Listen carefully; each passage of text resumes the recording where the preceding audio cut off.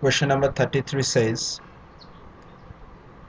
let gamma be the positively oriented circle in the complex plane given by this.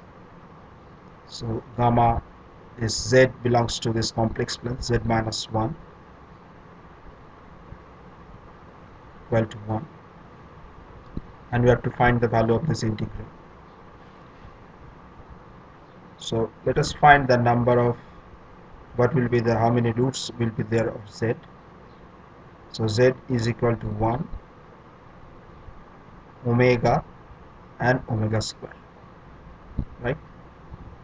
3 roots of z will be there.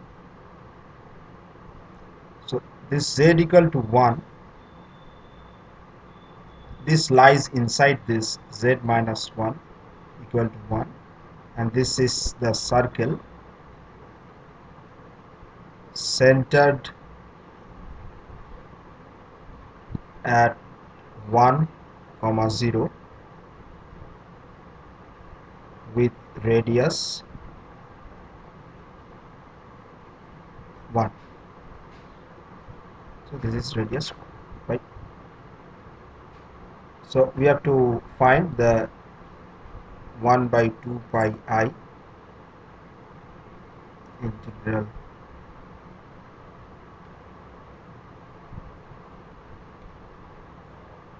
gamma dz by z cube minus 1. So let fz 1 by z cube minus 1. So we can write integral 1 by 2 pi I gamma dz by z cube minus 1. So it is the sum of the residue at z equal to 1 of fz.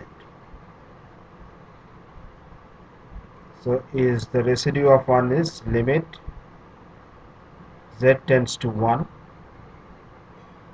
z minus 1 fz. So we can directly put the value of fz over here, 1 by z cube minus 1. Simplify this limit z equal to this z tends to 1. So we will have z minus 1 by z minus 1 will cancel out. So z square plus z plus 1. And if we put the value of z tends to 1, so it will be 1 by 3. So the value of the residue of fz is 1 by 3.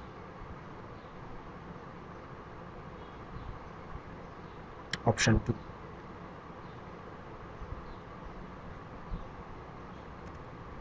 So question 34 says, for a positive integer p, consider the holomorphic function fz sin z by z to the power p. Fz is sin z z to the power p for z belongs to the C puncture disk at the origin. So this is a, so see this complex plane without the origin. Okay. This means that this is a is named as puncture disk at the origin. So you have to find for which of the values of p does there exist a holomorphic function g, which is also punctured at the origin, such that fz is g prime z. Okay, so out of the 4 options, you have to find the for which of the values of the p. So we can write the sin z by z to the power p.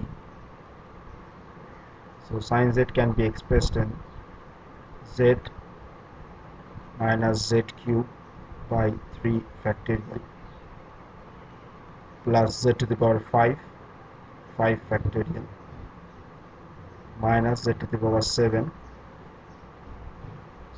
factorial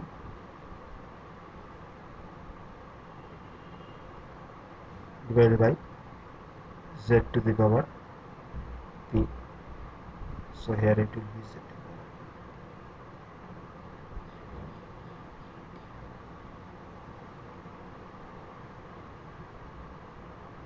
So we can simplify this equation. So z by z to the power p, it can be written as 1 by z to the power p minus 1 minus 1 by z to the power p minus 3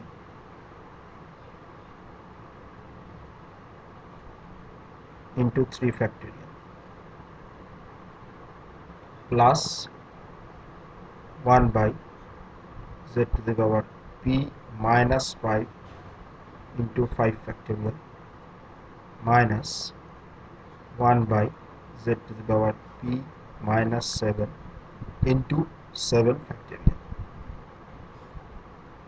We can further simplify it as z to the power 1 minus p minus z to the power 3 minus p by 3 factorial plus z to the power 5 minus p by 5 factorial minus z to the power 7 minus p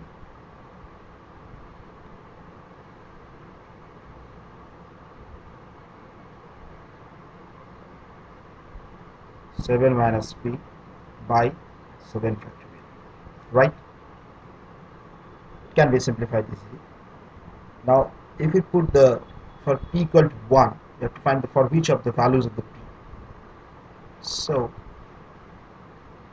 if we put p equal to 1, but we will see that you can write the equation as z to the power 1 minus 1 minus z to the power 3 minus 1 by 3 factorial plus z to the power 5 minus 1 by 5 factorial minus z to the power 7 minus 1 by 7 factorial, right? Which can be written as z to the power 0 is 1 minus z square by 3 factorial plus z to the power 4 by 5 factorial minus z to the power 6 by 7 factorial, and write in the same manner. So which is a polynomial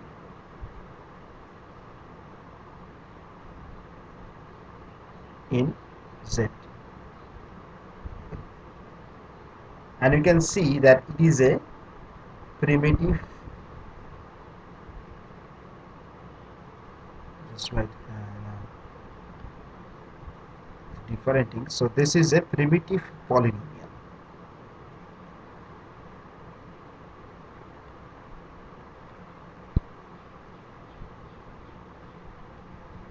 Why it is a primitive polynomial? As it has a non-zero constant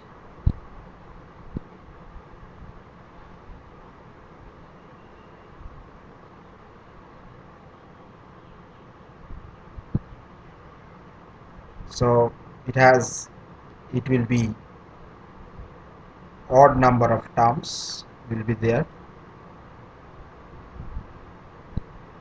So our answer will be for all odd integers of p there will exist an holomorphic function g. So the correct option is 2, all odd integers.